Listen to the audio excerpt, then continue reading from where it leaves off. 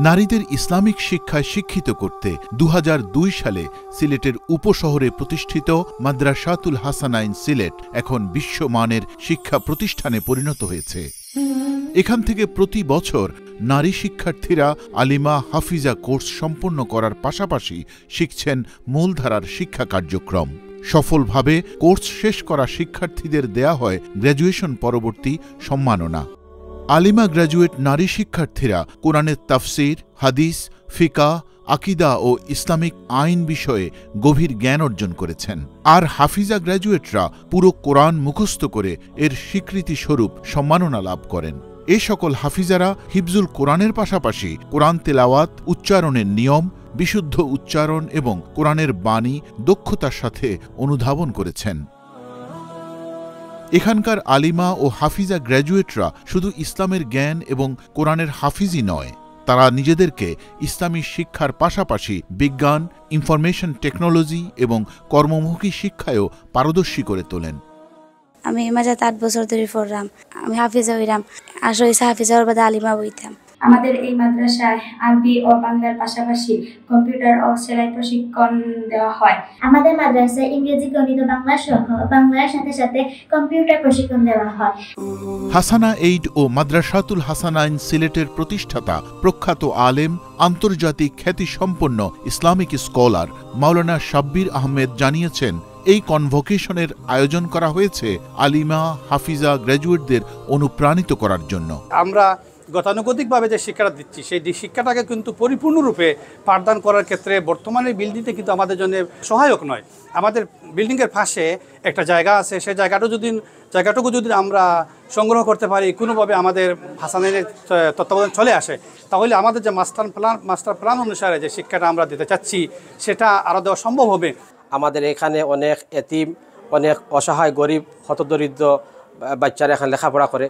যদি একটু আপনার আগে আসেন, আমাদের জায়গার জন্য আমরা চাচ্ছি একটা বড় একটা জায়গার, তাহলে আমরা আরও অনেক মায়ের চাহিদা আছে, অনেক বাপের চাহিদা আছে, আমাদের প্রতিষ্ঠান পড়ানোর, তাদের চাহিদাগুলো পূরণ করা আমাদের সম্ভব হয়।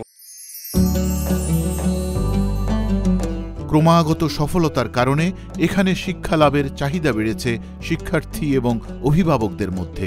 এখান থেকে শিক্ষা সমাপ্ত করে অনেকেই দেশের বিভিন্ন প্রতিষ্ঠানে সফলভাবে চাকরি করছেন। মাদ্রাসাতুল হাসানাইন সিলেট একটি অলাভজনক ইসলামিক শিক্ষা প্রতিষ্ঠান হওয়ায় সকলের সহযোগিতাও চেয়েছেন তারা। এবারের আলিমা ও হাফিজা গ্র্যাজুয়েশন সেরিমনিকে মহিমান্বিত করার জন্য বিশেষ সেমিনারের আয়োজন করা হয়।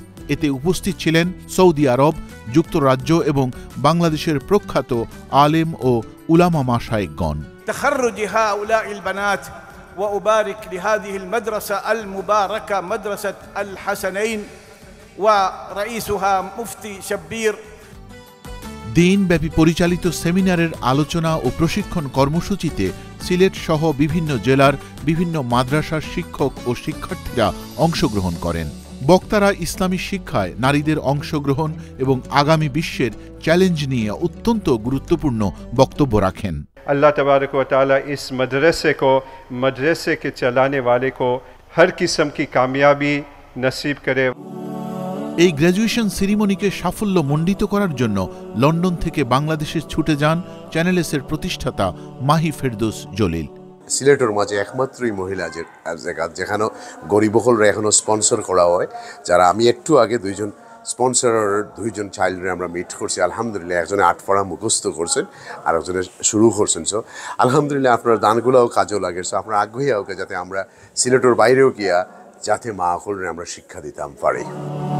মাদ্রাসার পাশের এই খালি জায়গাটি কিনতে বর্তমানে 1.5 কোটি টাকার দরকার। পরিকল্পনা অনুযায়ী বর্তমান মাদ্রাসার এই ভবনটি বড় করা গেলে আবাসিক ও অনাবাসিক আরও কয়েকশো শিক্ষার্থী ইসলামিক ও আধুনিক শিক্ষায় শিক্ষিত হয়ে পরিবার, সমাজ ও দেশের কল্যাণে দৃষ্টান্তমূলক অবদান রাখতে পারবেন। এই মাদ্রাসায় গরিব, এতিম ও অসহায় ছাত্রীদের জন্য বিশেষ সুযোগ সুবিধা রয়েছে। আসুন, মহিমান্বিত এই রজনীতে এই সকল আলিমা ও হাফিজাদের ইসলামী শিক্ষায় শিক্ষিত করে দান ও সাদাকার মাধ্যমে সাদাকায়ে জারিয়ার সোয়াব হাসিল করি। আমিন।